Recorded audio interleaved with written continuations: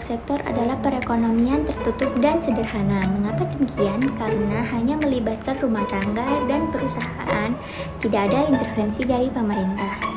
Yang pertama, rumah tangga kepada perusahaan, yaitu faktor produksi.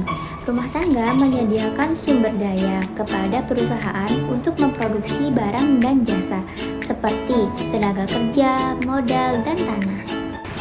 Yang kedua yaitu pendapatan rumah tangga. Karena rumah tangga telah menyediakan sumber daya sebagai faktor produksi, sebagai imbalannya mereka mendapatkan upah atau gaji, sewa, dan bunga. Yang ketiga, output perusahaan.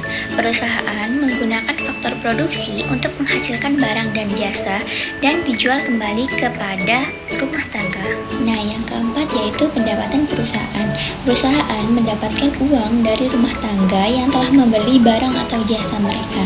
Nah, uang tersebut digunakan untuk membayar rumah tangga yang telah menyediakan faktor produksi. Dari arus lingkar di atas menimbulkan dua pasar. Yang pertama yaitu pasar barang. Sektor rumah tangga membeli barang dan jasa dari sektor perusahaan. Sebagai imbalannya, perusahaan menerima uangnya. Yang kedua adalah pasar faktor produksi. Sektor perusahaan menggunakan faktor produksi berupa sumber daya seperti tanah, tenaga kerja. Sebagai imbalannya, rumah tangga menerima upah atau gaji. Hubungan antara pendapatan dan pengeluaran itu sederhana. Jika seseorang tidak memiliki pendapatan atau Y sama dengan 0, maka seseorang tersebut harus tetap memenuhi kebutuhan hidupnya. Nah, dalam kondisi ini biasanya orang akan memilih berhutang agar kebutuhan hidupnya tetap terpenuhi. Agar dapat memahami lebih dalam mengenai hubungan antara pendapatan disposibel, konsumsi, dan tabungan, kita harus mengerti dua konsep penting. Yang pertama yaitu kecondongan mengkonsumsi, yang kedua kecondongan menabung. Dua konsep tersebut menandakan kecenderungan seseorang dalam membelanjakan sebagian dari pendapatannya untuk dikonsumsi atau sebagian dari pendapatannya tersebut ditabungkan untuk keperluan yang akan datang. Kecenderungan mengkonsumsi marginal atau dengan kata lain MPC menggambarkan seberapa banyak pengeluaran seseorang jika seseorang tersebut mendapatkan pendapatan tambahan.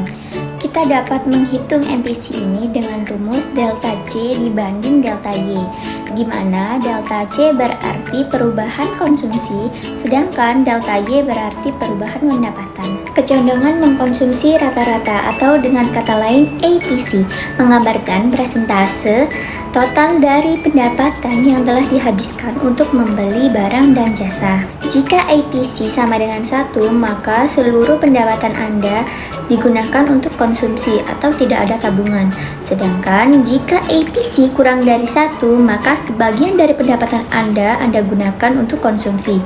Nah, jika APC lebih dari 1, maka pendapatan Anda sudah melebihi kapasitas yang Anda gunakan untuk mengkonsumsi. Kecondongan menabung marginal atau dengan kata lain NPS menggambarkan berapa pendapatan tambahan Anda yang Anda gunakan untuk menabung.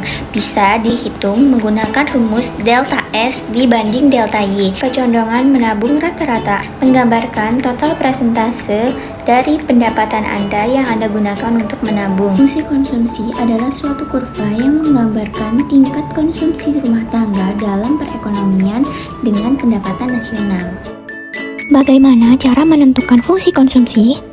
Rumus fungsi konsumsi yaitu C sama dengan A plus BY, yang dimana B yaitu kecondongan konsumsi marginal atau MPC. Sehingga rumus MPC yaitu delta C dibanding delta Y. Delta C dan delta Y didapatkan dari selisih tabel kedua dan tabel pertama.